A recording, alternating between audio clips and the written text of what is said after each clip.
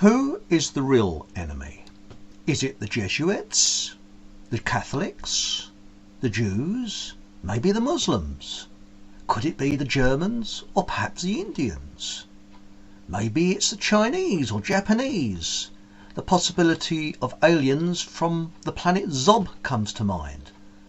Well, in my view, these are all diversions.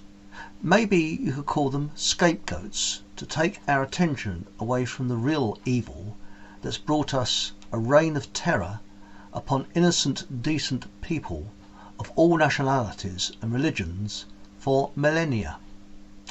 Our real enemy is hidden in plain view. We have been conditioned not to see the pure evil, but only see their misdirection. Whilst we fight amongst ourselves, we are not seeing the real enemy. So who is the real enemy? It's just one simple word: psychopaths. But not all psychopaths. Only psychopaths that harm humans. Tonight we're going to address how we can defeat the real enemy, not the scapegoats. Good evening and welcome to another exciting show. Well, I'm really super optimistic this week, and starting off, we've got a couple of call outs to do. Later on in the show, thanks to the town crier, we've got some Pearl and Dean type adverts coming on. They're very serious, of course, so please, show a little bit of, decorum, shall we say, because they're so serious, these adverts. So with the first call outs, I'm going to bore everybody shitless with them, but no, they'll be very brief. I haven't mentioned before is the Crystal Boutique UK. This is Hayley. So if you're into crystals, and if you missed our show the other week, I want a note from your parents, because it was about, what was it, beginning of 1st of November show. So if you look at that show, be Hayley, she's very good, and this is her business. So if you want some crystals, that belong there. Okay, right, now I'll first of all introduce my guests, and then we do a few more call outs and then get on with the show. So first of all, we've got Professor Gloria Moss. Hello, Professor Gloria Moss. Oh, hi, Chris. Good evening. Good evening. And then we've got author John Hamer. So, hello, John. Hi. Hello. Hi, Chris. Hi, everyone. Up in Scarbados, civilization. And as me in Fulham Hall. I don't know where you are, Gloria. I you need a country of your own, So, first of all, before we go any further, we're going to, where are we? I've got my banners. No, I've got the wrong bit here. As usual, I'm pressing the wrong buttons. Right, where is it?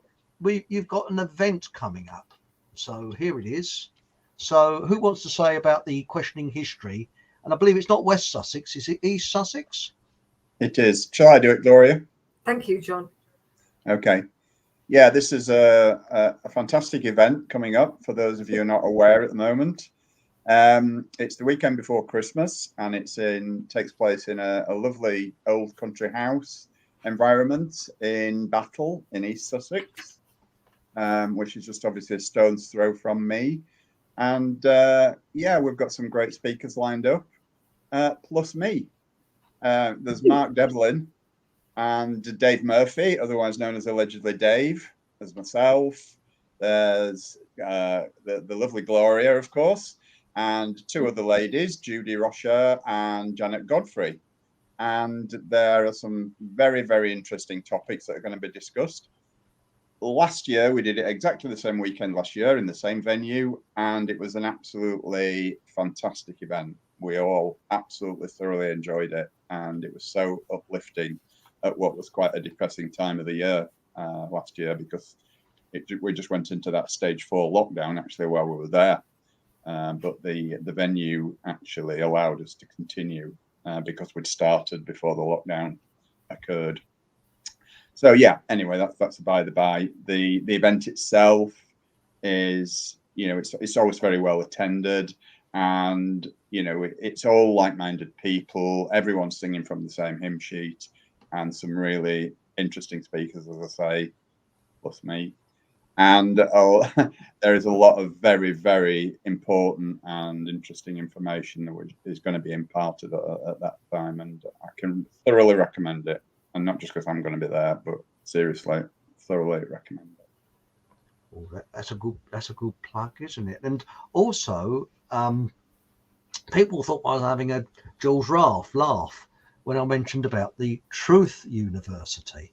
And I've had quite a few in comments section. Now, talking about comments, YouTube are playing their silly tricks again, because I know that Edge Crusher put a comment on and it disappeared. I was just answering and it went. I thought, oh, he's deleted it, so I didn't think anymore. I thought we all make mistakes. That's why they put erasers on the end of pencils. But there's quite a few people try to comment and suddenly YouTube delete it for some unknown reason. Now, if that happens, a couple of days after this live broadcast, I download it onto the our BitChute channel, which is below the description of this video. So if you can't comment, go onto the BitChute channel, and let's hope you can comment on there. I don't know, but also about this Truth University. Now, people said, "Oh, you're having a laugh, wasn't you?"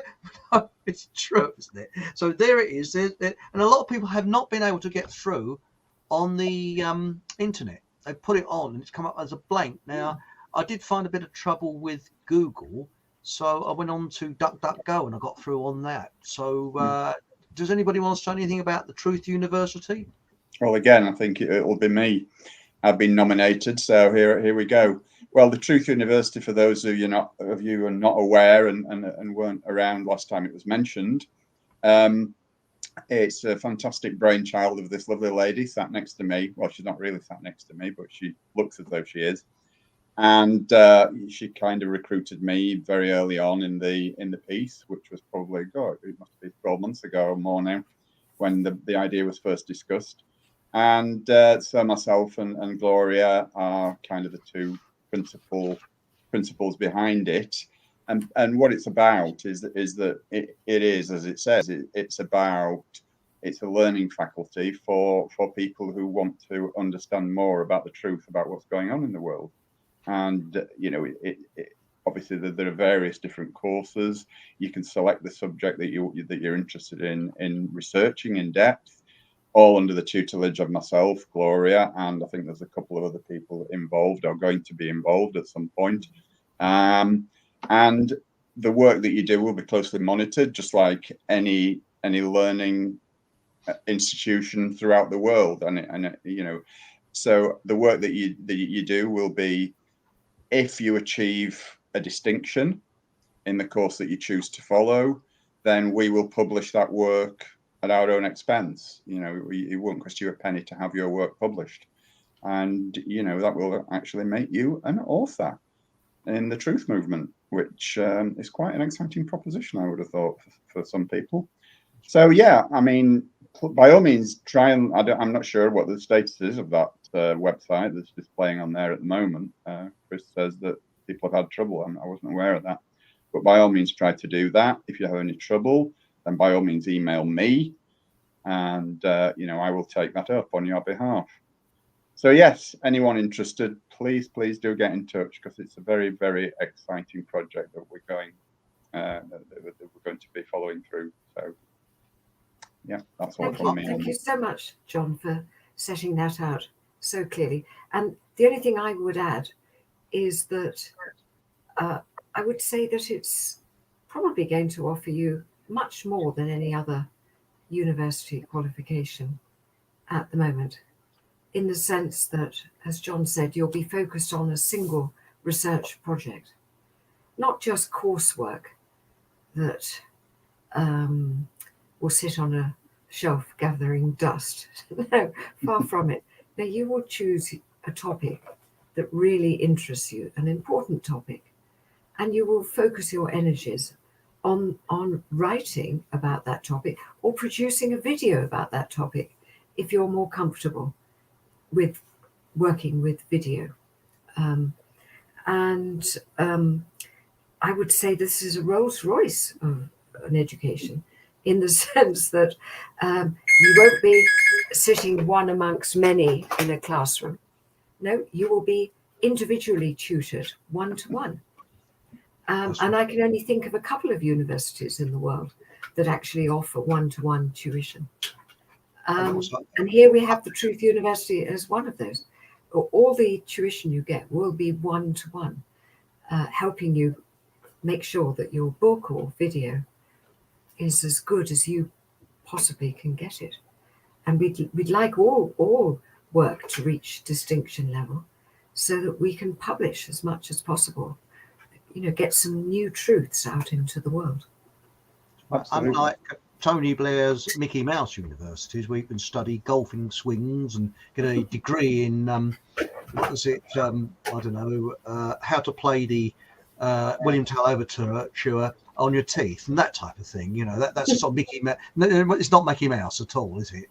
So I think we've covered that. Is there any more you want to say about the Truth University, or should we push on with tonight's show, and also later on the Pearl and Dean adverts, which are very serious and special. I can't wait for that, Chris. But you can't wait for that. Yes, there's a lot of people in the chat room. Got 69 already in the chat room, which is pretty not bad, is it?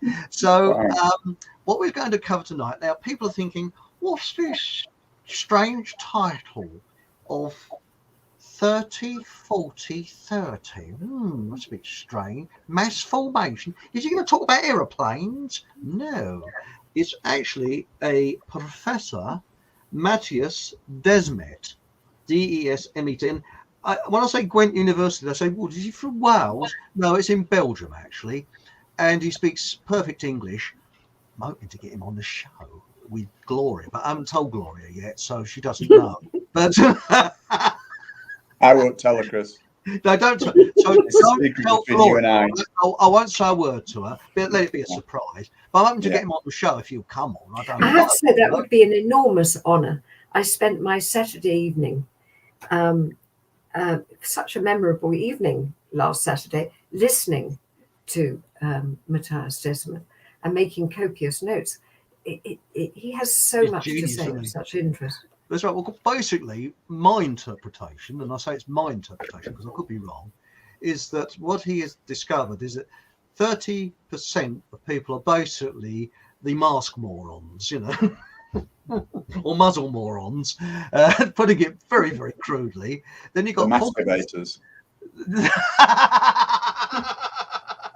Sorry. You started me off now. Oh no.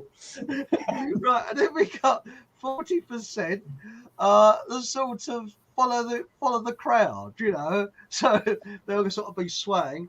And then you got the remaining 30% of us and people in the chat room.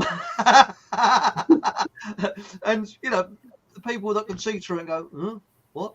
So before we start off, Gloria, John, shall we have a quick look in chat? We'll do the Pearl and Dean a little bit later because it's so brilliantly done by an advertising executive. I got one of the top ones in to do it. You smell something? Yeah, right. Bullshit. I think John here used to work in advertising or marketing. And marketing, yeah, I used to. Yeah, it'd be very interesting to see what he has to say. But don't hold that against me, folks. That was a long, long time ago. Well, it's a little bit rude to say in front of ladies, but we'll just say hello, Town Crier, who, if it goes wrong, it was his idea to use Pearl and Dean. I'll blame it on him, shall we? Really? Oh, I suppose you was talking about walnuts, I assume, in Southend, yes. Right, here we go. And have we got anything here? Oh, hang on, what we got here? We got here Charmaine Gordon. Hello. I'm sorry I can't read all your comments out because there's so many in chat tonight, but we read them all after the show. Could I ask for some positive vibes to be sent my way, please? Had to say goodbye to my little dog. Sorry to hear that, Charmaine. Goodbye to my little dog last week. Been my constant companion for almost 15 years. Oh, well, bless you. That's bless you as well. And I do feel for you. So let's have some, shall we say, help the grief, some positive feelings of help the grief. And your little doggy is probably looking down on you now, thinking, the loss of a close pet is something terrible. oh, I'm sorry to hear that. The loss But of a close pet is something terrible. that she has served their purpose in your life for a reason. And now they're going on to serve their purpose for somebody else and for a reason. So let's look at it that way. That's the way. Here we go. Working in rescue, Charmaine, I know how you feel. That's Joe Weeks. So, and we've got lots of people in chat saying, sorry to hear loss. And we got some nice ones here. Blank wall, positive vibes heading your way at Charmaine Gordon.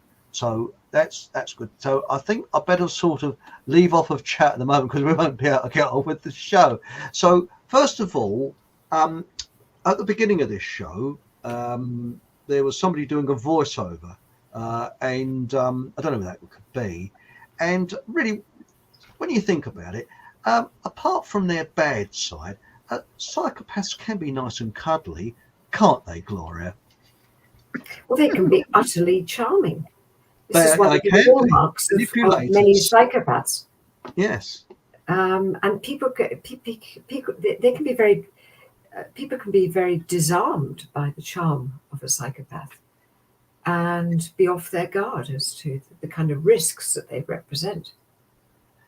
But you've got. Wolf in sheep's clothing is how sometimes they're described. But you've actually found a technique in your book, plug, that you believe that we can actually beat them.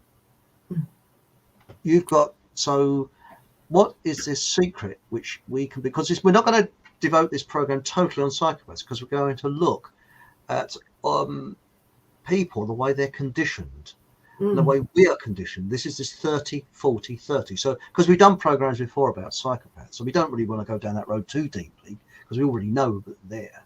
But what I'm particularly interested in is how you have discovered a way, because I always said with psychopaths, the best thing you do is just get out of their way, because humans can't beat them because they think so alien to the way we think.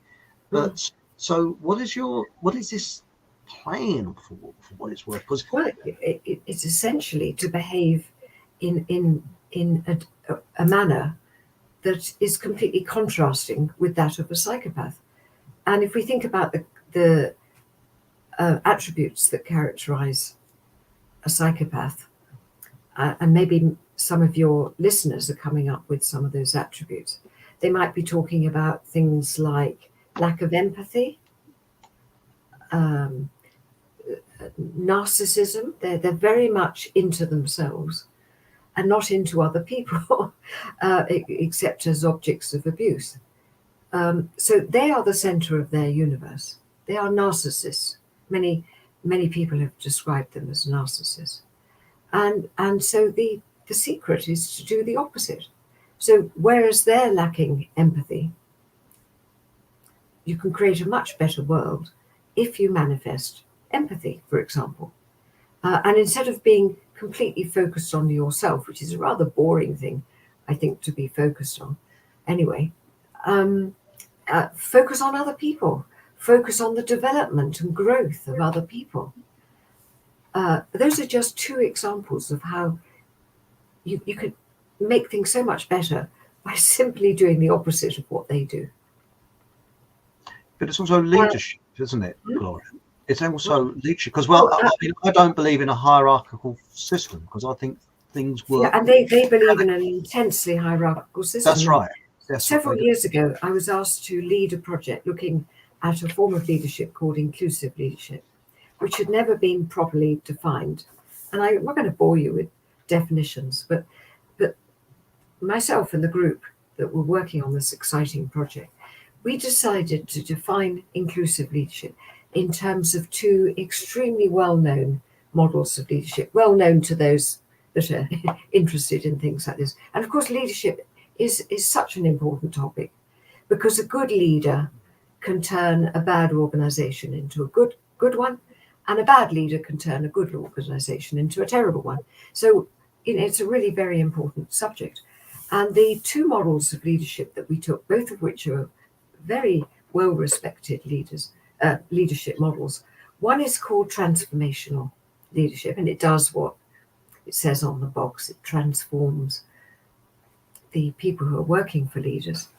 And the other form of leadership goes back to the 1970s, would you believe it? And that's called servant leadership. I don't know if you've come across that concept of servant leadership. No. But would you like to hazard a guess while I just open the front door? I think that's my nearest youngest relative who went out without a key. Can you? Okay. Shall I flip you off the screen for a little while? Carry on. Okay. So, what do you think? Should we go into the Pearl and Dean adverts now? Yeah, go for it. Yeah. Why not? Because I'm I think intrigued by this.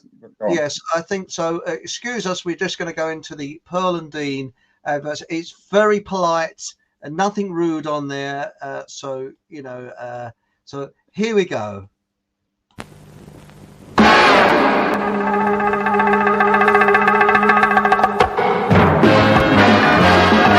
Are you into piercings and look like a greasy chip shop with your tattoos? Then you need Stalpiss aftershave. Do you want to dress like a Peruvian ponce? Well, come along to Fockham Hall Fashions and you can look like some spiv from the 1970s. Yes, with these glossy shoes and, oh, I think he's going to ride. Yes, I've now got my Fockham Hall rainmac on, thanks. I think he's using that Stalpiss aftershave, isn't he? Oh, bloody hell. Well, you come along to the IQ Pride movement, where you can meet similar dimwits that believe everything that the government says, and then you can pride yourself in doing everything the government tells you to do.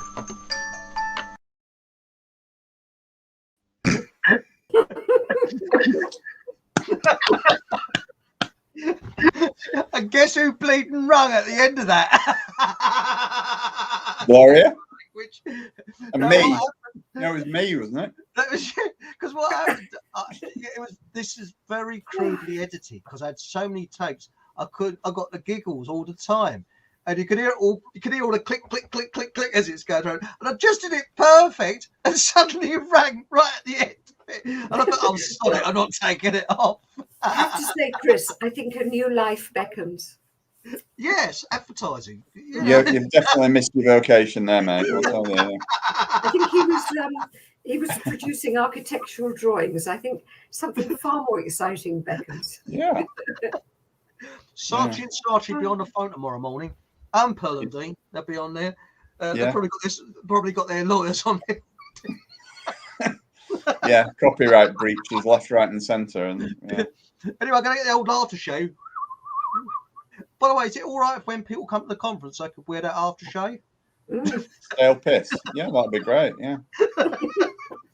Right, where were we? Oh, anyway, yes, sorry, I was saying that the solution, the escape from psychopaths lies with something called inclusive leadership, which is built on two existing models of leadership.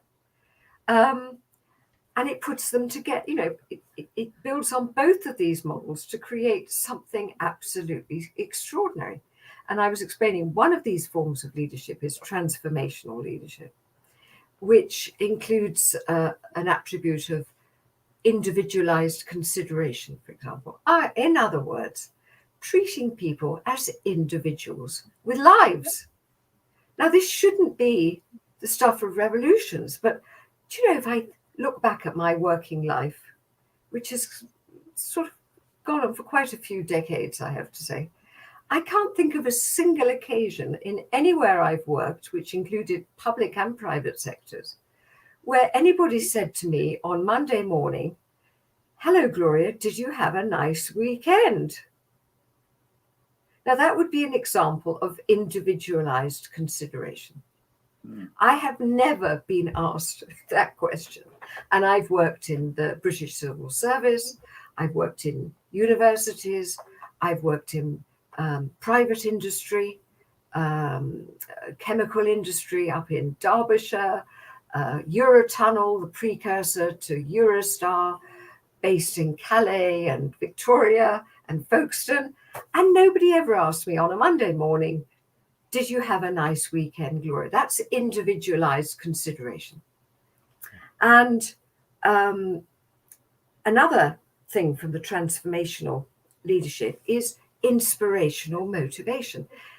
Can I think of any leaders who really inspired me during my working life? Well, I can think of one. John can't think of any. I can think of just one. Now, that is out of a very large number, I have to say. So I can think of just one. Idealized influence.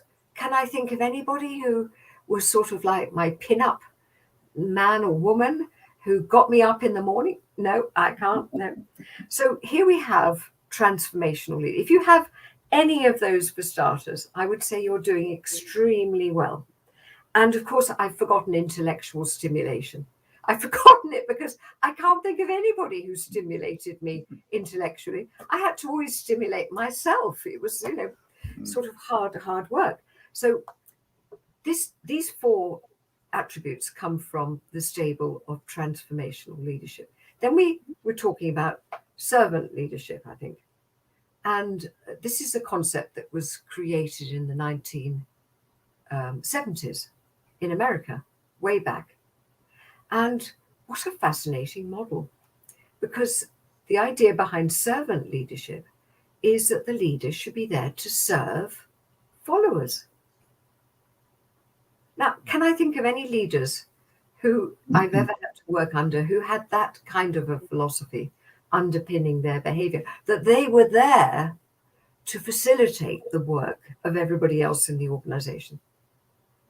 John is shaking his head. No, I must say, nobody comes to mind from my decades in the workplace who treated himself or herself with that degree of humility.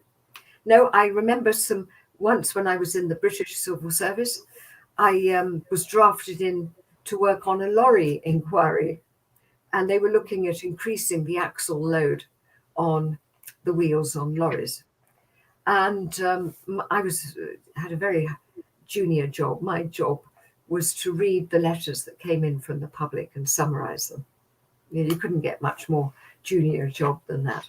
And I used to do this day and night. And I was quite a keen cyclist when I started at that point. And by the end of the lorry inquiry, I'd waved goodbye to my bicycle because I read far too many letters about poor cyclists who were sucked in by enormous juggernauts of lorries. I mean, they're really rather dangerous because they can't see the cyclist coming up on the side. But there I was, very humble junior civil servant. Wasn't that civil, I must say. I don't think at those times. But I was fresh from university. I think I was nice enough sort of person. And I had a boss who sat in the next room to the room where I was reading and summarizing these letters from the public. And the boss sat with his fast track assistant. The two of them shared an office. And every day when it came to 12:30, off they both would go for lunch. There were only three of us on this lorry inquiry. I was, as I say, reading and summarizing the letters. And then these two people were more senior to me. They were running the lorry inquiry. And every day at 12:30 sharp, they would go off and have lunch together and return an hour later. What did they never, ever think of doing? Inviting you. Yes. It never happened a single time. Never. Not once. So this, they weren't really behaving like, shall we say, servant leaders at all. I was very much made to be aware of my place in the pecking order, which was right at the bottom. But anyway, on a more positive note, if you bring together transformational attributes with those of servant leadership, what you have is something completely unstoppable in terms of people's motivation, their self-confidence, their creativity, their innovation. Everything is just on an upward trend, whether it's productivity, whether it's motivation, or whether it's mental well-being. And so we created this model, and then we started to test it in organizations. And we created a survey, and what we found was that when leaders have some of the attributes from transformational and servant leadership, then the people who work for those leaders, well, there's no stopping them. On the other hand, where the leaders do not have these attributes, and I've talked about some of the attributes, but the servant leader attributes include aspects such as empathy, active listening, which means listening to what people are saying, and actually acting on what they're saying. Not disregarding what they're saying, but actually doing something about what people are saying. Focus on growing people, growing their talents. An emphasis on unqualified acceptance, accepting people as they are, not telling them that they should be doing X, Y, Z in order to improve themselves. No, accepting them for what they are. And building those people's confidence. Well, this is unlike anything I've ever experienced, but there are places, and I have to say, when I wrote this book, Inclusive Leadership, I never expected to find that the best examples were actually to be found here in Blighty. And so I covered these examples in the book. One is Royal Mail Sales, of all places. Now, that's the biggest sales operation in the UK, which has very big contracts like the contract for Amazon. And they had a director of sales who used to be very authoritarian, but he had the intelligence to work out that actually, if he was more inclusive, his sales might actually go up, which of course they did. So he actually changed himself to become an inclusive leader. Another organization with this style is a global recruitment firm called Page Group. Another one is a top independent school called Sevenoaks School, which was deemed so good that it became Sunday Times Independent School of the Year on 2 separate years. I think it was 2008 and then more recently. And I went on to actually do a research project with Sevenoaks School. And that was one of the happiest experiences I think I ever had, working with the people who were employed at that school. It was a really lovely atmosphere. And you do your best when you're in that nice atmosphere, don't you? I mean, to me, my feeling is that a senior, well, not necessarily a senior person, but it should be trying to get the best out of everybody. And the way you get the best out of people is what I think what I realise you're saying, and this is what I've always believed, is that to actually put them at ease, to get them to actually 3M had that theory, and was it you that told me that at 3M they I think this was back in the 30s and 40s, they allowed the staff to have so many hours a week where they can do whatever they wanted to, and that's how marvelous things came about, like as post-it notes and things like that, because they'd never been invented if they wouldn't have let the staff have a free will. So, and it was interesting. Well, that's so interesting you gave that example, because I conducted a number of interviews with all these British organisations I mentioned, because I was very intrigued to find out what it actually felt like to work at one of these places, because certainly I've never experienced that personally. And I remember talking to somebody who worked for Royal Mail Sales, and he said in the old days, if they were making a sales call, they would be limited in terms of the time that they expected to spend on the sales call with the customer. But in the new regime, in the new inclusive regime, they were allowed to spend as much time as was necessary with the customer. because it was reckoned that that would actually extend the relationship with the customer and make it longer lasting. So they were actually allowing people much more legroom in the new system than they had ever been allowed in the old system. That's fascinating, because I was at the time I was freelance, and you're generally hated by the rest of the staff because you're asked in a crisis, and you're asked in a crisis because the staff have probably made the right mess of the project in the first place, so they get contract fellas in to work out, and you earn pretty good rate for doing that. But every time you go into a place, it's a crisis. And I've actually had a situation where you've had a terrible journey, you've just walked through the door, you haven't even had time to take your jacket off, and boom, they're on you, as if you've been in there all the time. Right, okay, and you sort of, and you've just literally walked through the door. And I've had that several times where your feelings, your thoughts, or anything like that, oh, it doesn't really matter, we got this project to do. So you're standing there, and it might have been raining outside, and you're standing dripping wet, fish in hand, and they're just sort of talking. And I even had a situation where I went to my local station to go down, because I was working in London at the time, to go down to London, and there was a couple of characters who were senior in this job. It was 1,000,000 to 1 chance that they met. They had to go to another project or something, and they decided to meet in the car park at this station. And as I was walking across the car park, they were there because they came from Hertfordshire. And I was absolutely shocked, And I went, and I was just about to say, "Oh, I'm surprised to see you." And they just they talked to me as if I was in the office. Right, okay, what we need to do? Blah, blah, blah, blah, blah. I got in the car and drove off. And I was standing there going, huh?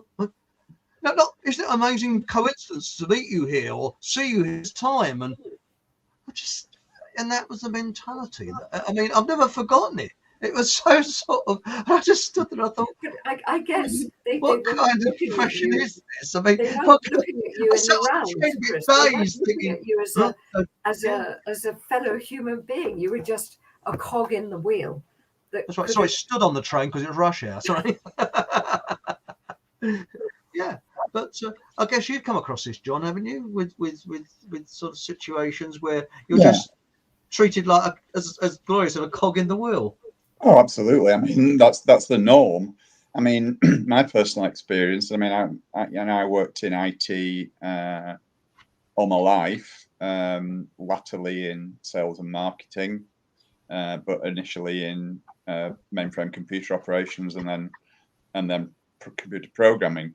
But in every single environment that I worked in, I think I can't remember how many jobs I had in my life, but I had quite a lot of jobs. And I can only think of one job in my entire career, which lasted 30 odd years, that I actually enjoyed. And that was for a very brief moment in time, maybe a couple, 3 years maximum, where I actually enjoyed getting up in the morning and going to work, because every single environment that I worked in was dominated by psychopaths, by people whose sole function in life was to make everyone else as miserable as they possibly could, whilst trying to promote themselves to climb to the next level, and defending themselves against their own positions against anyone who they feared might usurp them in some way. So they were constantly putting people down. People weren't given the opportunity to make sensible suggestions about how to make improvements in the workplace, because that would be seen as a threat to the people who sat up here. So it's this constant challenge and constant negativity all the time. You're working in this negative environment where you're not encouraged to actually do anything productive, because that will harm the chances of someone else from getting promotion or pay rises or whatever. And the whole thing is just backwards and upside down. It's mayhem and madness out there. And I've not been in a commercial environment for over 20 years now. So this isn't just what's happening now. This has been going on for forever and a day, basically. Similar here. But the way of the world. Yeah, let's go up a notch a bit. Can you imagine being in Parliament in Boris's bunch of cronies? What it must be like there. because I haven't worked for the civil service, but I've worked alongside the civil service, and that was enough to show me that the objective of a civil servant, a good civil servant, is, I don't wish to sound rude, Gloria, is to be seen to be doing, but not exactly doing anything. So you don't make a decision. You're not allowed to make a decision, but you've got to be seen to be doing. So you send memos out telling people what to do, but you don't exactly do anything. And I found that all the way through. And the local MP, when you see the local MP, he's delegating his work here, there, and everywhere, but he does, sod all himself because he's delegating everything. So, okay, we give it here, we do this here, do that there, do that there. And it's all self-promotion, but he's got the underdogs doing the work for him. And I don't know whether you've actually found this. I mean, I don't have anything to do with MPs, but I saw him a couple of times. He's a pleasant enough bloke, but that's what he's elected to be, a pleasant enough bloke, isn't he? I mean, that's his job, to be Mr. Personality. Hello, I'm friendly. But well, I think I've told this little story before, but just in case I haven't, and for those who've not heard me tell it before, I mean, I've got lots of these, but I won't bore you with them. I had a boss once that was an absolute clinical psychopath, and he used to make life as unpleasant as he possibly could. He used to go out of his way to make your working life as unpleasant as he possibly could. And the job I was doing was basically, it was a sinecure. There was nothing. It was just nothing that I couldn't. There wasn't enough work to fill the hours in a day. So most of the times I was just twiddling my thumbs, and this was pre-internet days, so I couldn't even go on the porn sites or anything like that. It was awful. So I'm just joking, by the way. So one day he came to me and he said, "What are you doing?" I said, "Nothing." He said, "What do you mean nothing?" I said, "Well, I've got absolutely nothing to do." He said, "Well, can't you pretend to be busy?" And I said, "Well, I've got a better idea. Why don't you pretend I'm busy?"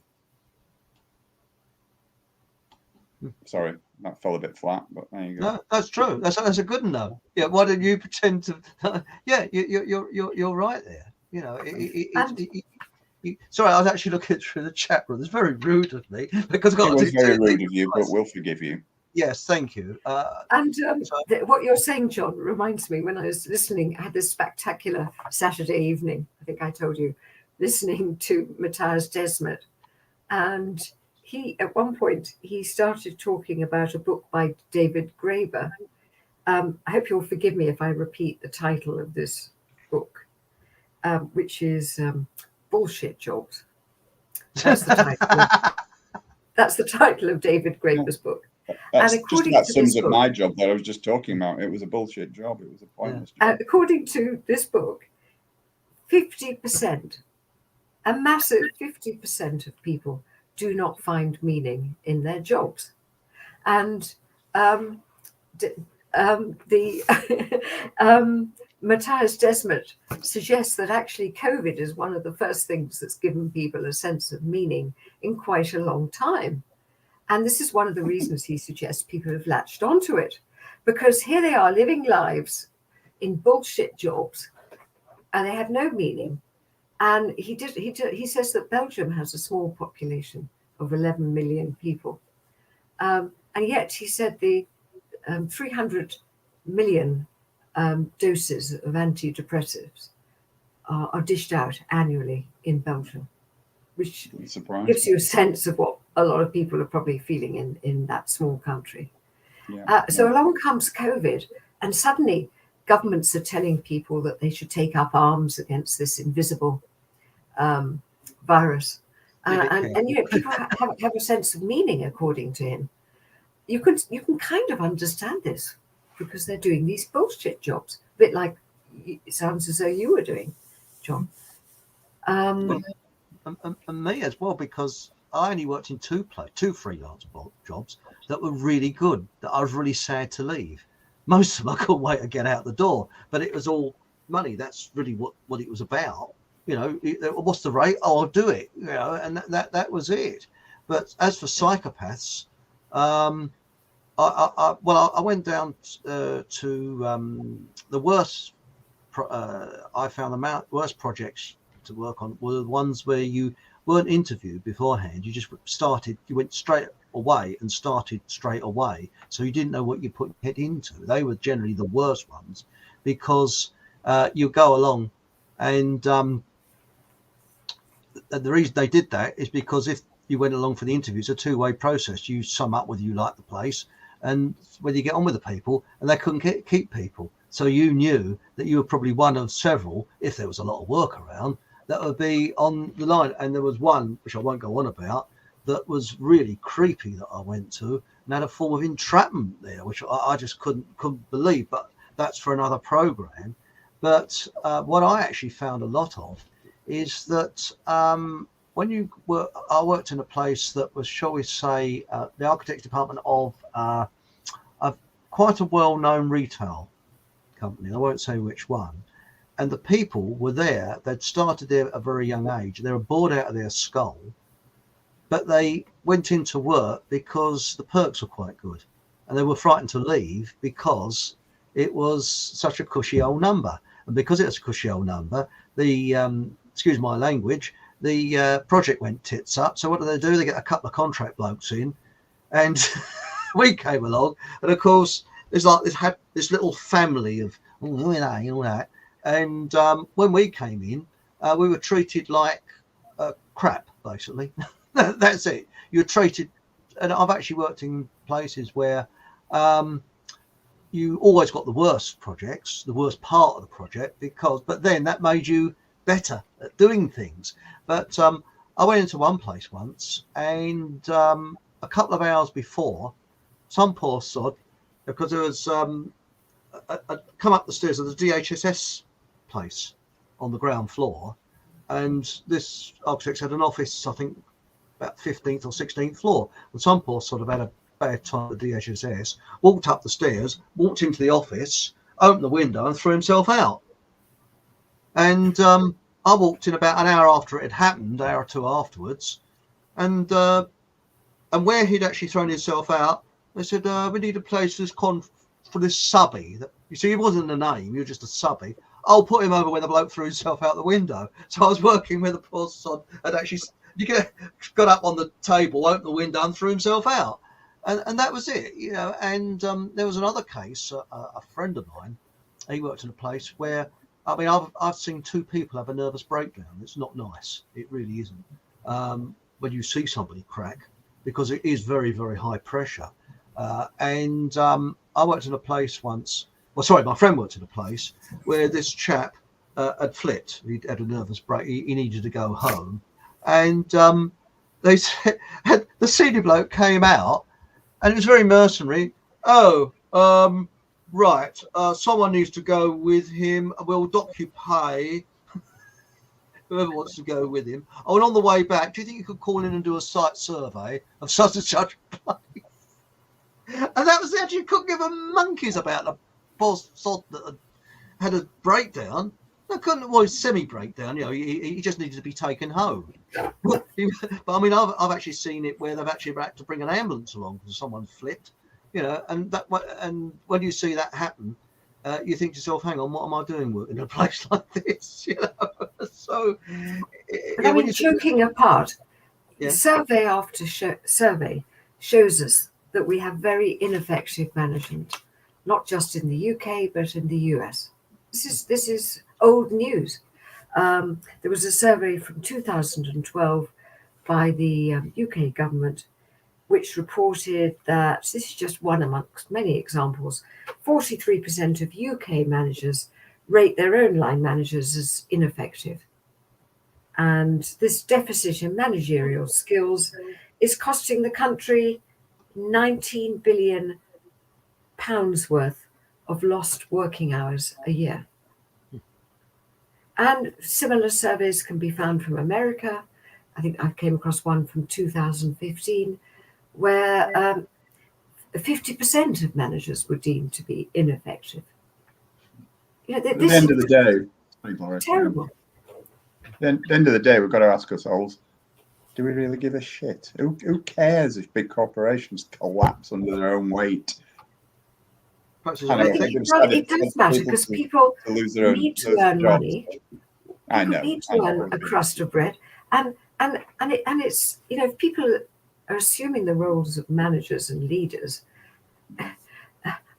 they ought to be good at what they're doing, not bloody awful. I know, I was just being facetious. But yeah, I mean, I've seen surveys in the past that say that something like, is it 5% or 10% of the population are psychopaths? But when you go in, the further up the tree in any organization you go, that percentage increases dramatically, because these people are absolute experts at manipulation and wheedling themselves into positions. And also companies actually look for psychopaths using psychometric tests. You know, psychometric tests are not used necessarily to pick the best candidate in terms of experience and capability. They actually, I've seen admissions from senior managers that they actually look for psychopaths in these psychometric tests, because they are the ones who are best suited to that job. They're the ones who don't think twice about firing anybody for the slightest thing. They're the ones who will, fight tooth and nail to climb the ladder, regardless of ability. There's something called the Peter Principle. Have you heard of the Peter Principle, Gloria? Right. The Peter Principle states that people are always promoted just one step beyond their capabilities. So, they might be competent at their job. So, when the opportunity arises, they get promoted, and then, they're competent at that job, so they get promoted again. And then eventually they reach a position where they're not competent at that job, so they're not going anywhere. But in the meantime, they're blocking the line of progression for people who are competent. And, whole companies are populated by these people who are just beyond their level of competence. And it's, that's the Peter Principle, apparently.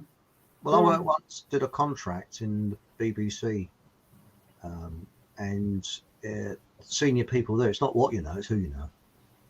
That's what it is. And they had incompetent people in the departments there. So, and I did it, I think about 6 months. I did a contract there, 6 months contract. But there's something here that's quite interesting. The town crier has said, that's what I love about our stand in the park. I know, because I go to this one. It's not run by anyone. And this is a perfect example. And everyone cares about each other. Now, I don't like clubs. If it was clubby, I'd walk away. I'd do a U-turn immediately. Now, there was another stand in the park, I won't say where somebody was trying to be a leader. And he was telling people what to do. You do this, you do that, you do that. There's only one person that now turns up at that stand in the park. That is. And most of them have come to the one that I go to, because we stand there and we have a chat. And but nobody tells anybody what to do. And there's some people that stand outside schools and give out leaflets, and there's some people that do other things, and there's some people that do all kinds, but we're all doing, and there's no overall leader as such. And I know I'm probably going to bore people to this, but when you look at, excuse my language again, the Boer War.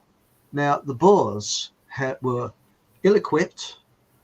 They were just basically farmers, but they kept the British Army tied up for almost 4 years because they had no leadership as such. And people did what they wanted to do. Whereas the British Army is, you stand over there, you do this, blah, blah, blah. At that time, the Boers said, okay, we're going to carry out an attack tonight. Yeah, I'll come along. Yeah, I'll come. That's how it worked. And it was very successful because people were there because they wanted to be there, and they felt that they're doing it for the common good. And it's like they stand in the park. Now, we have a little room where we make a cup of tea, but nobody's told to do the washing up or anything like that. And I've offered several times, honestly, a town crier, obviously, and people said, no, it's okay, I'm doing it. Because it's nice atmosphere. Nobody's telling you to do it. And I believe, Chris, it's similar amongst the Gilets jaunes in France. That's right, yes. That was traditionally a leaderless group. And of course, it would be quite hazardous were there to have been a leader, because they would become an obvious target. Yes. But no, I don't think they've ever wanted to put up a single leader. Yeah, I mean, the problem with leaders as well in that kind of environment is that they're subject to being taken over by controlled opposition. And if there's no leaders, you can't do that. Well, the Gilets Jaunes, there was a meeting with the French government, and they said, we'd like to speak to your leader. There wasn't one. So they had a bit of a problem. And that is really the best way. It's working organically. And that's really the way things work. And I think that out of this current lunacy, as my granddad used to say, there's always a bit of good comes out of bad. And I think that there will be people getting off their backsides, doing things for themselves, and working out. And I actually worked with an Argentinian chap. Now, I've heard two different views of what happened in Argentina. I think it was in the early 90s when they went bankrupt, and where they didn't pay the civil servants or anything like that. Now, one viewpoint I've heard was that there was almost cannibalism carrying on.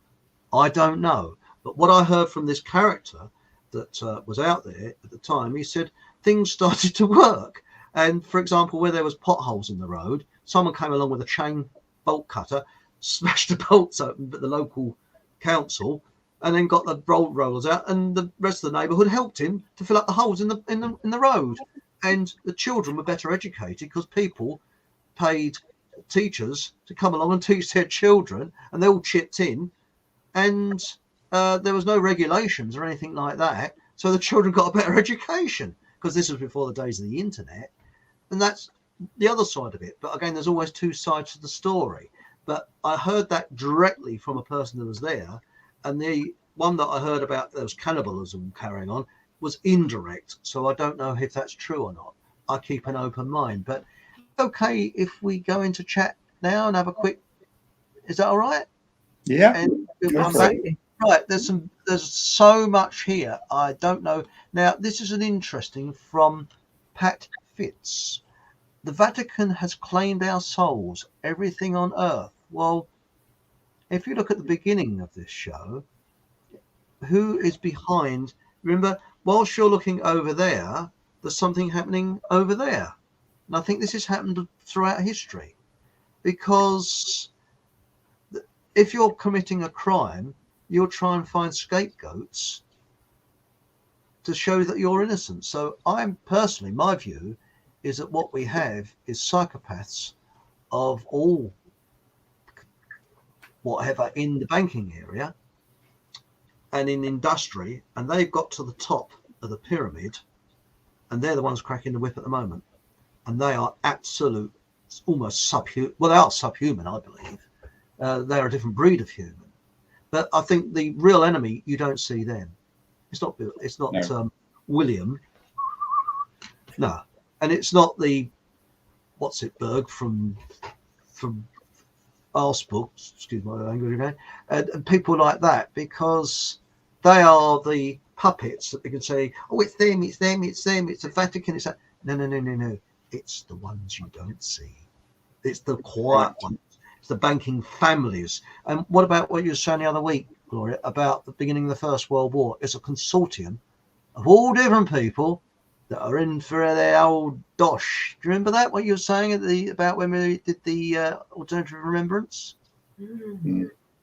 Just in case anyone's in any doubt of what Chris is saying there, I can guarantee you that the world is not run by any particular group. There is a particular group, but it's not the one that you would imagine. It's run by a bunch of trillionaires whose names you very, very rarely, if at all, ever see in the press.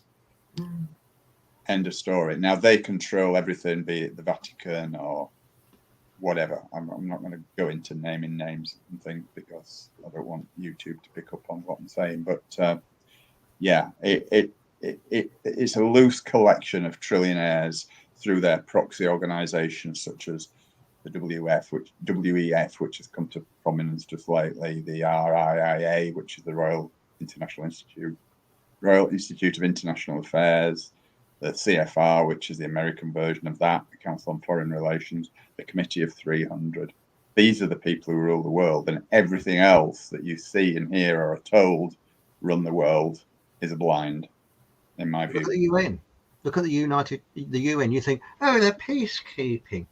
Well, allegedly, they are the biggest, shadiest business in the world. Well, it's the Satanic inversion, isn't it? They're the very opposite of peacekeeping. You know, everything is upside down and back to front.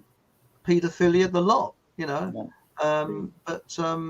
now we got here. But can I just make one very simple point? Going back, and if we're talking practical solutions, because it is good to be focused on solutions.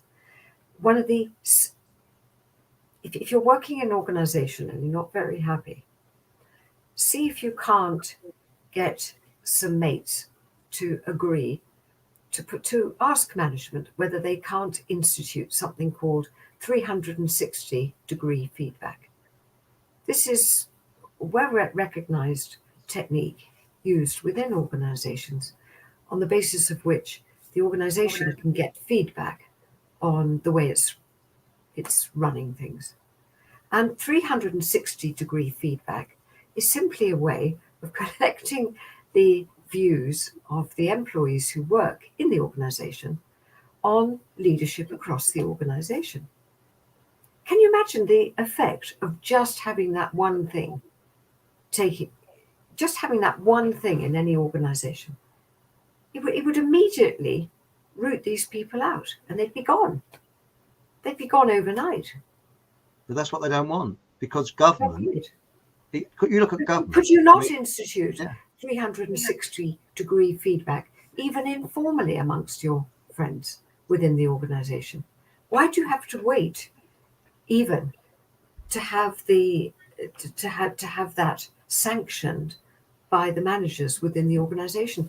Why can't you just institute that amongst yourselves and just create a survey, put it out amongst your friends online or whatever, and start getting 360-degree feedback on the leaders within the organization, and then present them with the findings? They would be out of a job. Seriously. Who the would, places I worked at, if you did that, you'd be out. but it would have to be done anonymously, Chris. Yeah, but then they'd find out who they're ringing, because I'd think that you're plotting against them. And this is the thing. I've found that when you I can't see how they would ever find out who had filled in the surveys if they're filled in a psychopathic environment.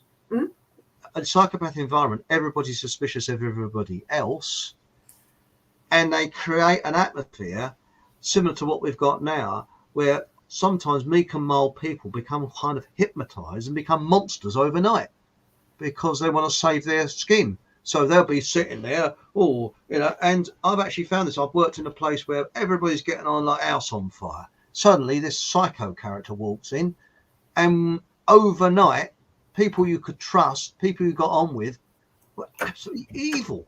Look what's happening now. You know, you go in. I mean, I know that next time you go shopping and you walk into a shop, you're going to find a little dictator coming up. Oh, you got all this. These sort of people, and they'll probably be say 2 years ago. They'll probably be quite nice people, quite sort of ordinary people, and then suddenly they've turned into, I've got power. I can talk down to this person.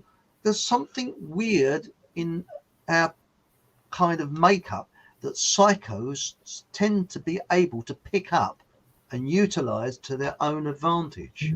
So, I agree with you. It's great, this 360-degree idea, but if you've got psychos in the organization, would they allow it? They'd find out. They've got this strange magnetic hold on people. And I know it's been done, but look at the situation we've got now, where people are frightened to hold on to, they can't hold on to their jobs because of got to have that. And I think probably one of the worst organisations in this country is the NHS. I mean, look at it. Look, it's a pyramid of people with uniforms, and it's doomed. It's finished. There is no coming back from this for them. Again, it's hierarchy system, and it always fails. Yeah. But this is an interesting one here. We've got from Blank Wall, John Harris. Now, I did an interview with John Harris. He's from my neck of the woods. Did some good videos about the birth certificate and the straw man. and Yeah. he did not commit suicide. No, he He said didn't. he did. You've done I it. know who did it as well, but I'm not saying. He was a good man, you know. But do we fancy any more adverts? Oh, I mean, yeah. these are. Let's lighten the mood a little, shall we? Sorry?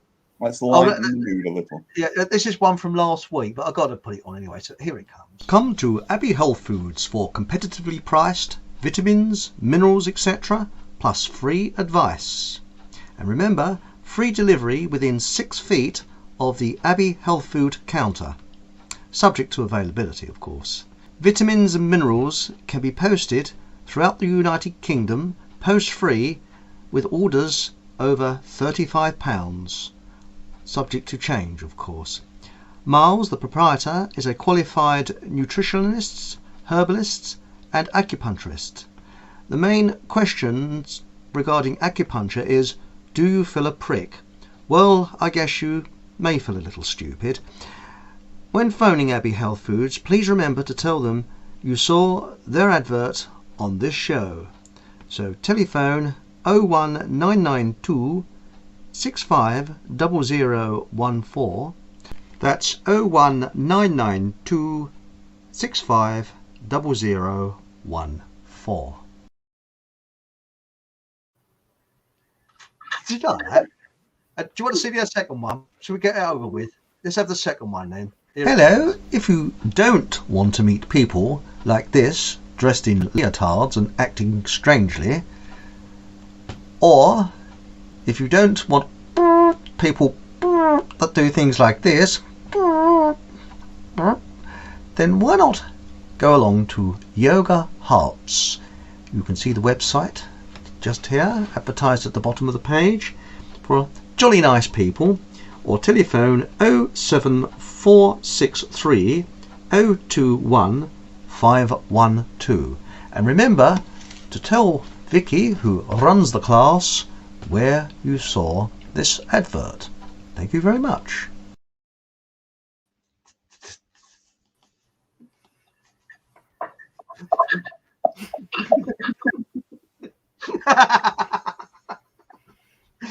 Haven't spoken to me since.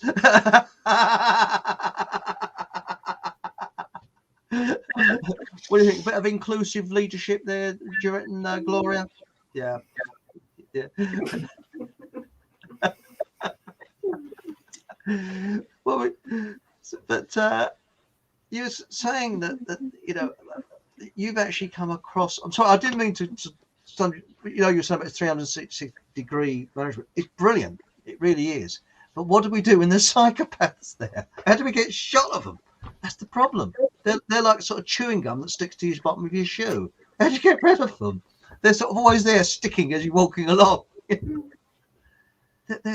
sort of.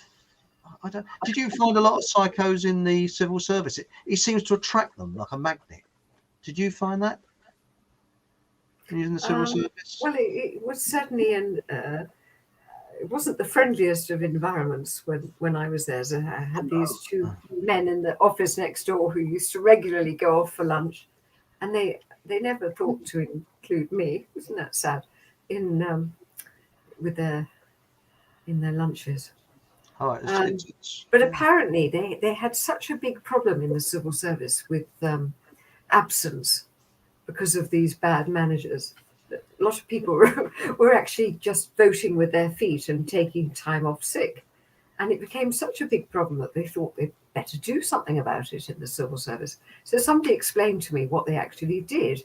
And it was a stroke of genius, really. They had an appraisal system. Do you know what we mean? You know, where people are sort of sat down with their managers every year and asked how it went. And in the past, they only ever asked people one question, essentially, which is, what did you do this year? Well, John gave us a bit of a clue what he might have said at one point, which is, well, F4, that there wasn't that much to do. Putting aside, and we know the wheels move quite slowly within the civil service, but this was the focus. What did you do for the year that's just passed? Then they decided, some bright spark decided, actually, well, they've got this terrible problem with sickness absence because people aren't terribly happy, that they would add a second question to the cocktail of questions. And the second question was, how did you achieve what you'd achieved? So it wasn't just the what, it was the how. And joking aside, actually recording how people achieved what they did achieve, however slender it may have been, that actually had a major shift on the culture, because people were forced to reflect on the means that they had adopted in trying to achieve whatever it was that they had achieved. And that improved the culture vastly. People had to sort of think a little bit more about how they were treating the people around them, because they would be quizzed on the how and not just the what. Well, So believe it or not, that's actually what was done in the civil service. Well, I worked alongside the civil service, and we had to produce each week what percentage of work we had actually done. But how can you do that in the design world? I mean, it's like trying to nail jelly to the ceiling. You can't really do it.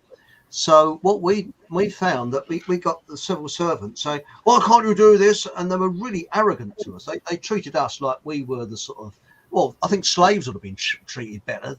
And so what we did, we found out, in fact, we got better at it than they did, that if you supplied them with raw bullshit, they accepted it. So we got the office junior to make up all different statistics, and we sent loads and loads of meaningless graphs and meaningless paper so we could get on, and because if we'd have spent the time that they wanted us to spend doing all this deliverable information, we wouldn't have been able to design anything. So what we did, we got the office junior to do all these meaningless graphs, and we sent reams and reams and reams of paper to them, and they're quite happy with it. And I was in a meeting once, and one of the civil servants says, "Oh, excuse me, what is this graph here?" I didn't have a clue, so I said, "Oh, it's obvious, isn't it?" And luckily, his mate said, "Yes, it is, isn't it?" Yes, and they carried on. I just sat there. I mean, luckily, I didn't go any further because it was all invented. And also, we found that when you did a percentage that had been designed, never make it a neat figure. So we'd say, was it number 32 bus goes past it? Okay, 32.7% we've done this week. And then last week we did 26.9, and I think it was one of the blokes. That's how old his daughter was. So you know, it just sort of made just a little aside there, Chris. Did you know that 64.78% of all statistics are just made up on the spot?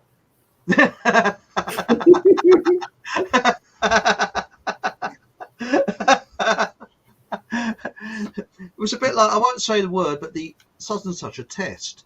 You see, because I believe these people in government have got what is called CSDS. Have you ever heard of that?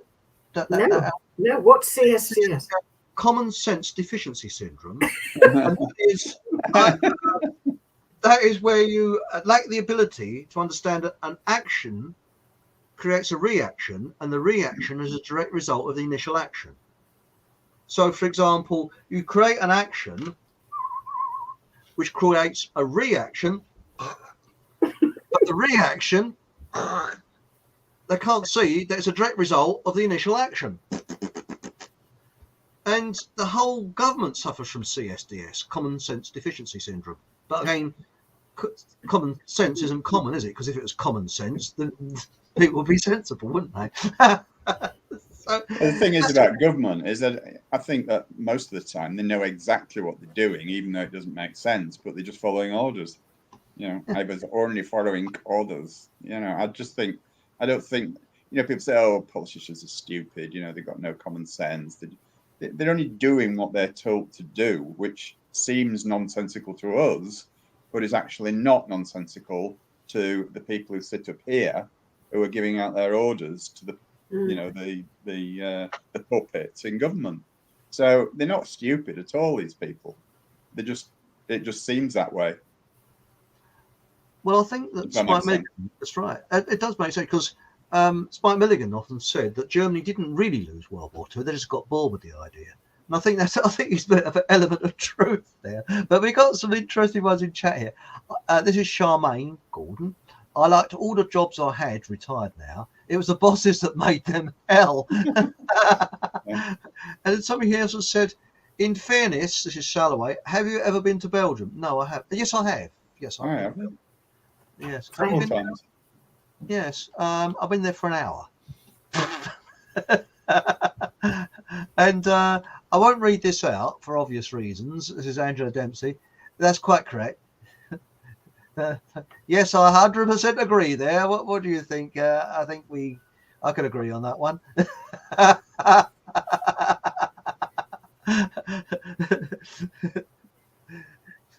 The word is an anagram of moronic, meaning stupid or foolish. They are taking the P, but I won't say the first word because I don't want to trigger off the algorithms. It says, I love the way Gloria says bullshit. It doesn't sound right coming out of Gloria's mouth somehow, does it?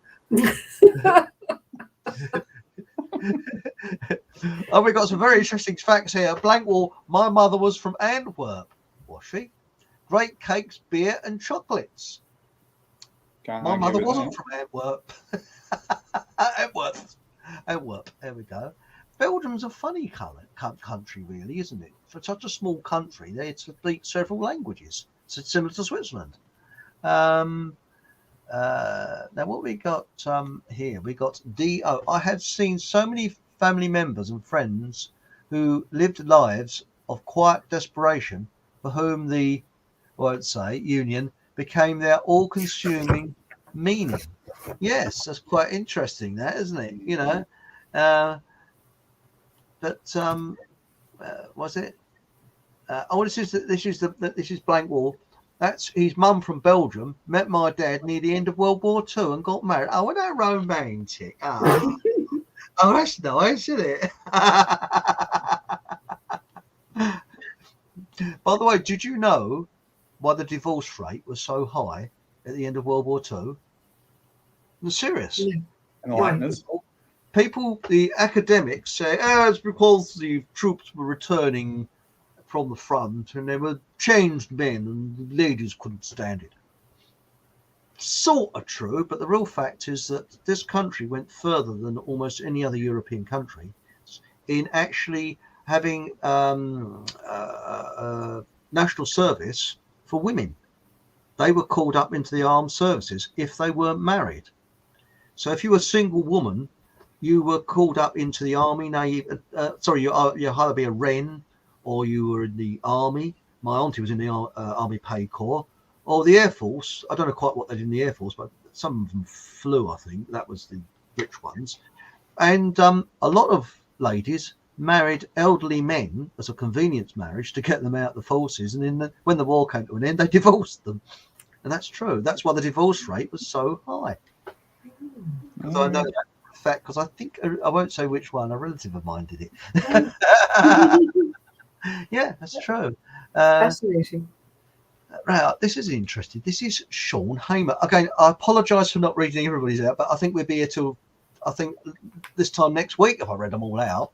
But thank you very much for the comments. We love them and we do read them. Don't worry. Sean Hamer, 2020 to 2021 has been the period of mercy where people are allowed to choose to come forward and confess, where they find out who the heretics are. The period of faith is when the punishment begins. I'm optimistic. That's very, very interesting. So what we got here, Salaway, experienced people make good managers, not uni graduates. Yes, 100%. Feeding the machine. That's quite right. When I worked for the BBC, there's chaps that have been there for years and they could actually be in senior positions with their eyes closed.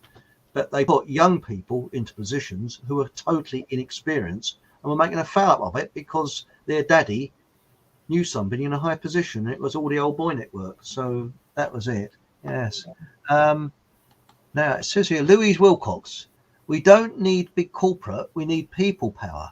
We can do a far better job when the common unity is all part of every decision needing to be made for the community. But again, people mistakenly think that's communism, but it isn't communism. Communism's completely different, because communism is where government controls everything, your life, the lot, and they make it think that all the workers have choice. No, they bloody well don't. You work there or get shot. Now it says complex, Sean Hamer, post PTSD is a plague. Post-traumatic stress disorder. Yeah, that's right. It will undermine anything if not addressed and healed. Yes, I know people that are very stressed because of what's going on who are not normally stressed. So that's now, and we got here sail away. People naturally aspire to be their best when allowed. A good leader would spot such talent and nurture it without being threatened. Although I haven't got much time for Eisenhower, he did say that leadership is getting people to do what they want to do, not telling them. And I think that's something in that. Now we got here what we got.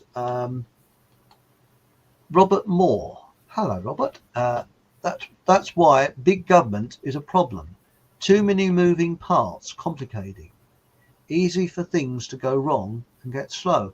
Yeah, but governments don't run countries. Civil servants do. And people that rule the countries are the ones that we don't see, who are the leading industrialists. And when you get free enterprise, I'm not talking about capitalism, free enterprise is natural. People naturally trade with each other, have done for centuries. Go anywhere in the world, people are trade. Even cave times, they traded. We know this correctly. But once you get government, then it's taken over by capitalists, and then you get capitalists running the government, and it becomes communism. And this is what we've got now. Because you can't tell me that the people in government are running things. No, it's the people that are using them as puppets. Because if the usury scammers say jump, Boris says how high, and it's as simple as that. Now it says here, Sean Hamer, it is impossible to be on Earth and conscious right now without having some degree of post-traumatic stress disorder. Yes, I understand. Unless, and I won't say the word, I know what the C is, unless it has been recognised and acknowledged. Now, this is an interesting one. Irony A. Has anyone read the book called The Earth Brokers? No. I thought you were going to say the Earth Bonkers then. Almost. Yeah, well, the Earth is bonkers. Earth Brokers? That's what I mean. No, I don't know anything about that at all. I shall Google it. Yes, I will. Well, not Google it, but you know. Right, we got Hailey B. Now, who is Hailey B? Oh, I know. That's the lady with the crystals. I remember 1st of November show. She's on there. And form a queue, please, for the autographs. You know, wasn't the Vatican responsible for the birth certificate of literal ownership? I thought that's Sister Cravey, 1666, wasn't it? Anybody throw it out? After the the fraud of London, which brings me on to the next section. Soon, even though she doesn't know it herself, somebody amongst us three will be doing the Great Fraud of London. You're saying, no, he means the Fire of London. No, the Great Fraud of London, 1666, because do you remember when we did the original Great Fire of London, our internet was going titties up. It was as if you were sort of broadcasting down a coal mine, and I was sort of up in the Himalayas or somewhere. It's also do you remember that? We had to laugh, didn't we? That was one of the most. It was I just can't get over that. Are you there, Gloria?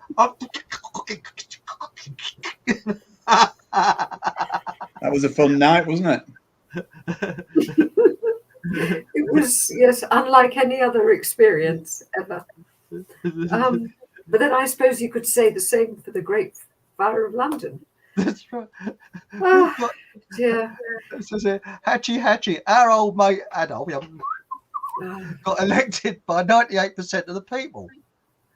This lot got there a lot less, and yet he did so much for his own. Chris, I'm sending the Pope your mag. Divine intervention.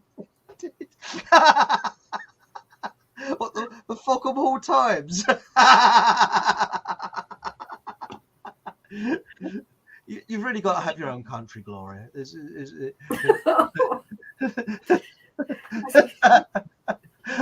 What's this? Right, we got Louise. Hello, Louise. WF have cancelled Davos next year due to fear. Have I? Didn't know that. Yeah, that's an interesting one, because let's face it, they rule by fear. But the good point is, this is according to Dr. Matthias Desmet. I better get his name right if I'm going to get him on here. He said, no, you'll be pronounced it wrong. No, he speaks better English than I do. He reckons that dictatorships last a fair time, but tyranny is over very quickly, providing we get the 40% on our side. And providing the 40% organised together. Well, no, the 40% are the ones that follow the crowd. I think that's what I heard him say on Saturday evening when I was listening to him on Saturday. That I thought they're a homogeneous group, the final 30%. But if they can become more unified, then they really are a force to be contended with. Well, the thing is that us 30%, though, the way I thought is you've got the 30% of ding-dongs with their masks on, then you've got the 40% going wavering either way, and there's us 30%. So whoever, it's like a law of attraction, which side is it, the waverer is going to go. And Hatchy, which is quite right, none of us know what's really going on. No, I don't think you. Yes, but hang on, we got here the town crier. I better not read their name out. It's a classic example. Some partner managers are more partners than others. Yeah, actually, town crier. Is it a case of not similar to the BBC where I better say it's John Lewis, where it's not what you know, it's who you know, and if your daddy know somebody, you're in, you know. But now what we got here? We got here Louise Wilcox. John Harris was killed just after allowing the takeover of his website. Didn't know about that. Which is no longer what it was meant to be. An awesome man who started me on my journey to seek the whole truth. Yes, I did a radio interview with him. It's in my archives somewhere. And as we was talking, it started. Phone, we did it over the phone. Remember, it was a long time ago. We're talking about 12, 15 years ago, I think it was. And long time. And the phone kept going weird, kept going off and clicking and banging and going strange. But we was on for about 2 hours. We got on very well. But now got here. How dare you? I heard about your channel when John was on with the boys from Sheep Farm. Thanks, John. Yes, you gave me. Have you come across Full Cabal? That is some serious research done into absolutely everything. Yeah, it's good. That's quite an interesting one. And we got here Chris Lucas. Oh, we've got another difficult name to pronounce. Eden Biber did a great article about possible misreadings of the I better not read it. Better be careful what I say here. Not producing. I think we'll let you read this out for you. Read it for yourself, because we don't want the old algorithms to start. You know, the klaxon horns going off at YouTube HQ. That's interesting. That's interesting. Thanks, Chris. But obviously, you can understand why I'm not reading it out. You've got to be careful with some words. What's this? Robert Moore. Oh no, can't come to lunch with the reptilian overlords. You don't eat rats and chew on bones. Laugh out. Well, actually, how do you know what Gloria does or doesn't do in her spare time? Yeah, but actually, I've actually found they call them they are very, very much like a reptile. I've found their attitude, these psychos, because they seem to have no they've got no consideration for people's feelings. It's I get to the top and I don't give a damn who's going to, I swim as long as I couldn't give a damn who sinks. Yeah. And this is why at the beginning of this show I said, well, not all psychopaths harm humans. There are some, like the surgeons. A lot of surgeons are psychopaths, but they save a lot of lives. So, and this is the thing: how do we root them out without starting a witch hunt? This is the big problem. How do you deal with that? If they had an antenna out their head so you could see them, or a splodge on their head which is psychopath, that would be easy. But they look like us, and they can be very charming and very nice, and this is the big problem that we've had for millennia.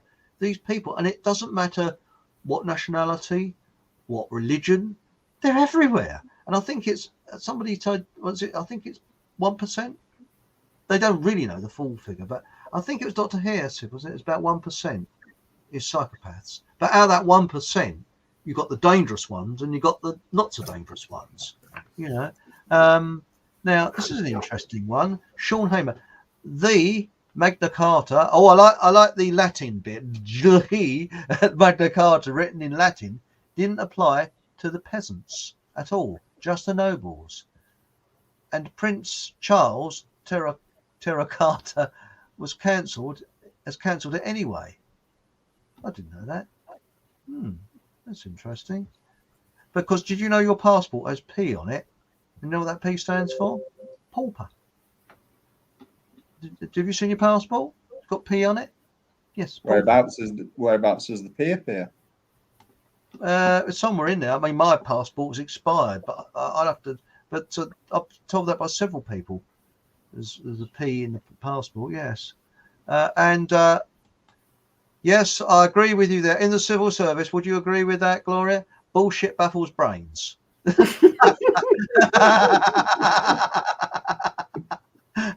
Well, let's face it. What is a war? World War II was fought on bullshit, wasn't it? Who could bullshit better than the other side? I mean, all wars are fought on bullshit, aren't they?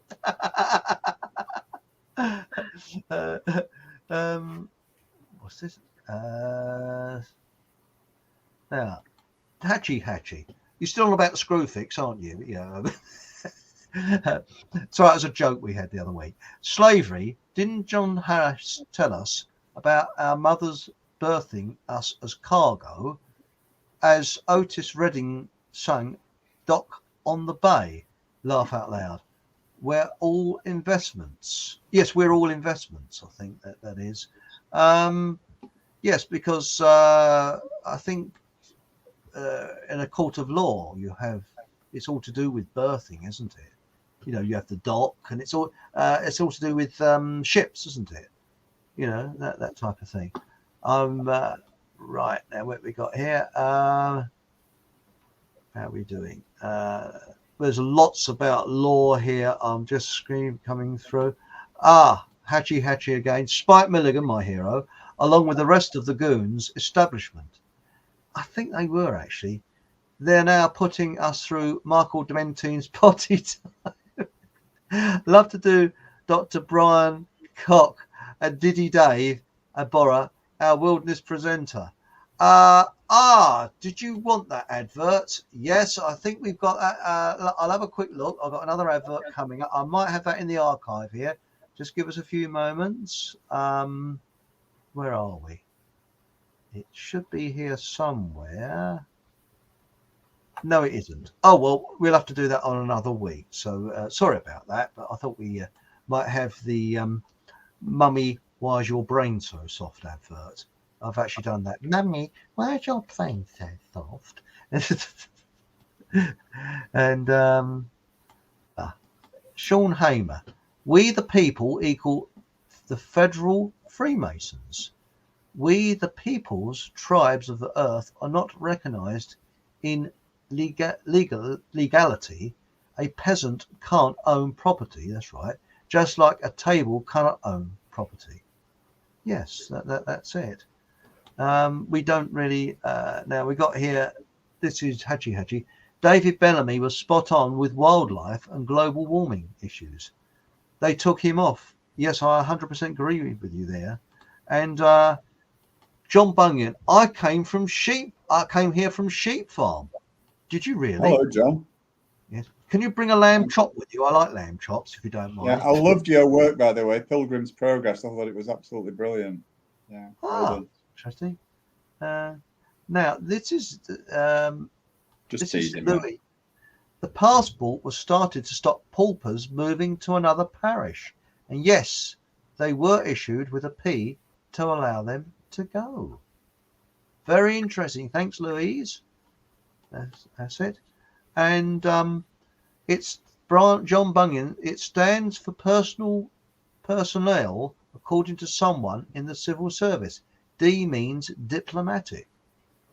And did you know, I was told this by more than one person, if you've got your own private jet, as one has, private jet, or you go first class, you can go anywhere in the world without,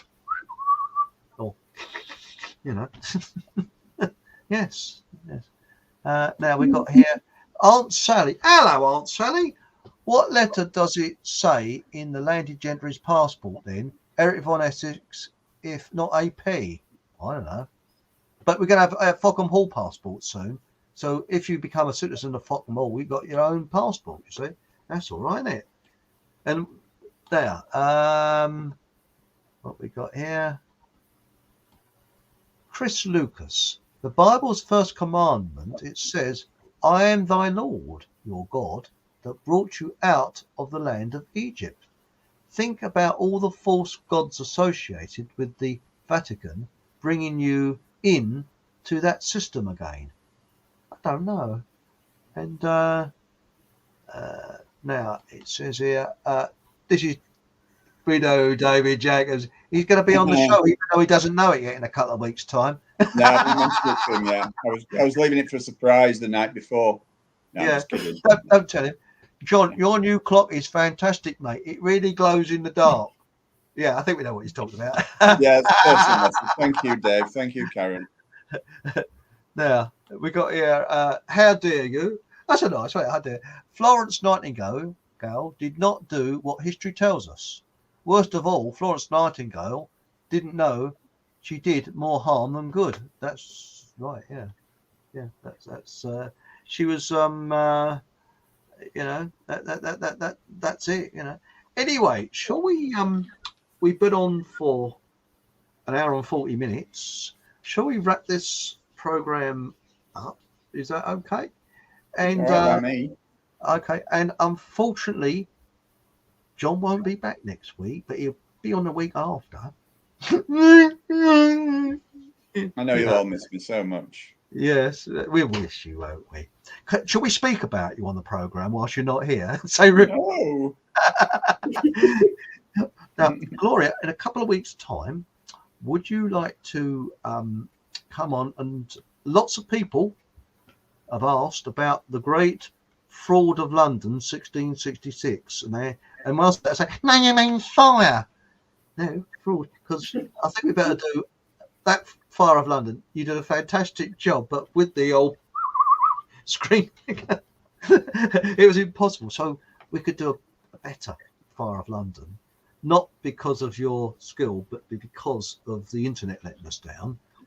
And next week, 8 o'clock, and this at the same time, same place, I will be here with, hopefully, Deborah Singleton, and we're going to talk about, and I wrote it down. Oh, here it is. The Doddleston computer mystery of 1984. And people are going, what? Yes, the Doddleston computer mystery. And it is still a mystery that has not been solved. And that is where a ghost or time travel or something got through into a computer. And they still haven't solved the mystery. And I thought it was a hoax at the time because I remember it. But apparently not so. So the plot thickens. And then possibly the week, I think we'll be the week after that, John and Gloria. Won't you be at the conference? The conference is December the 17th to 19th. So if that's the week you're referring to, then yes. So yes, I'll either be not there on the Monday. So December he's been 20th back. will be free. Yeah. So we could do the Great Fraud of London, if that's okay with you, Gloria. Is that all right? No answer to that. What No. am I saying? No, I said the week after next, maybe the Great Fraud of London. Oh yes, anytime. That's smashing. Yeah. So That's the other thing. That's the 15th though, Christmas. Not sorry, the 13th, not the weekend of the conference. Yes, 13th. Yeah. The Okay. conference is the following weekend. So thank you very much. And to tell you what I've forgotten again, I always forget this. Please put the thumbs up in the little thumb up section at the bottom. Subscribe, please subscribe, and ding the little bell. And the little bell is to remind you that I'm coming on. But if you know I'm coming on, you won't need to ding the bell, will you?